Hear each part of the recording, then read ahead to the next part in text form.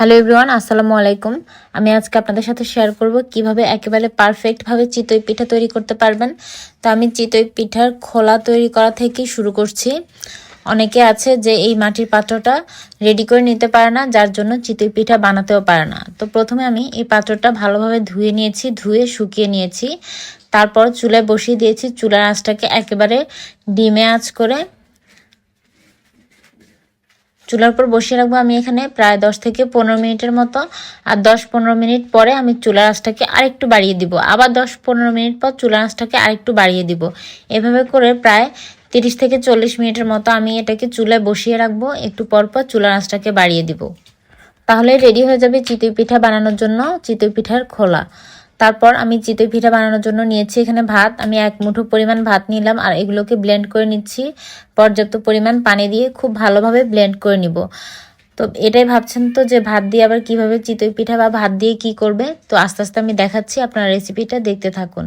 তো ভাতটাকে প্রথমে ব্লেন্ড করে রাখতে হবে। তারপর এখানে আমি প্রায় 600 গ্রামের মতো গুঁড়ি নিয়েছি, ভেজা চালের গুঁড়ি আমি যেটা দেখিয়েছিলাম। তারপর এখানে অল্প অল্প করে পানি দিয়ে দিব। একবারে খুব বেশি পানি দিবেন না। আমরা এখানে ডিম অ্যাড করব এবং যে ভাতটা রেডি করে রেখেছি সেই পানিটা দিব, অর্থাৎ সেটা তো পানি দিয়ে ব্লেন্ড করা, তো সেটা এখানে দিয়ে দিব। তারপর অল্প অল্প করে দিয়ে এটাকে খুব ভালোভাবে মেখে নিতে হবে। আপনারা ভিডিওতে লক্ষ্য করলে বুঝতে পারবেন আমি এটাকে কিভাবে মাখাচ্ছি। এটা কিন্তু চামচ দিয়ে মাখালে হবে না, এটাকে হাত দিয়ে এভাবে মথে মথে খুব ভালোভাবে 12 থেকে 15 মিনিটের মতো মেখে নিতে হবে। আমি আবারও বলছি 12 থেকে 15 মিনিটের মতো মেখে নিতে হবে, তাহলে আপনার এই ব্যাটারটা খুব পারফেক্ট হবে, নাহলে কিন্তু সুন্দর হবে না পিঠাগুলো। তারপর মাখানো হয়ে গেলে আমি এখানে দিয়ে দিব একটা ডিম। ডিমটা দিয়ে আমি খুব ভালোভাবে এটাকেও মিশিয়ে নিব। মিশিয়ে নেওয়া হয়ে গেলে আমি তারপর এখানে যে ভাতটা ব্লেন্ড করে রেখেছিলাম সেটা এখানে দিয়ে দিলাম। গরম ভাত হোক বা আগের দিনের ভাত হোক এখানে অ্যাড করতে পারেন, কোনো সমস্যা নেই। তারপর এটা দিয়েও আমি এটাকে খুব ভালোভাবে মেখে নিচ্ছি। আর এবার বলি, ভাতটা দিলে হবে কি, আপনার চিতই পিঠাটা খুবই নরম হবে, সফট হবে আর ফুলবে। এখানে বেকিং পাউডার কোনো ব্যবহার নেই। এই ভাতটা দেওয়ার কারণে কিন্তু পিঠাটা খুবই সুন্দর হবে, সফট হবে আর অনেকক্ষণ পর্যন্ত কিন্তু এটা সফট থাকবে। তারপর দেখুন ব্যাটারটা কেমন হয়েছে, আমি একটু চামচের মধ্যে তুলে দেখিয়ে দিচ্ছি। একটু পাতলা টাইপের হবে ব্যাটার, খুব বেশি ভারীও না, খুব বেশি পাতলাও না। তারপর এই খোলাটাকে আমি যখন রেডি হয়ে যাবে, তারপর এখানে আমি তেল দিয়ে দিচ্ছি, একটু সয়াবিন তেল দিয়ে। তারপরে তেলটা যখন শুকিয়ে যাবে, তারপর এখানে আমি পিঠার যে ব্যাটার দিব সেটা দিয়ে দিব পরিমাণ মতো, অর্থাৎ 1 চামচ দিয়ে যতটুকু হয় বা যতটুকু আপনি পছন্দ করেন, যত বড় করতে চান সেরকম করে ব্যাটার দিয়ে দিবেন।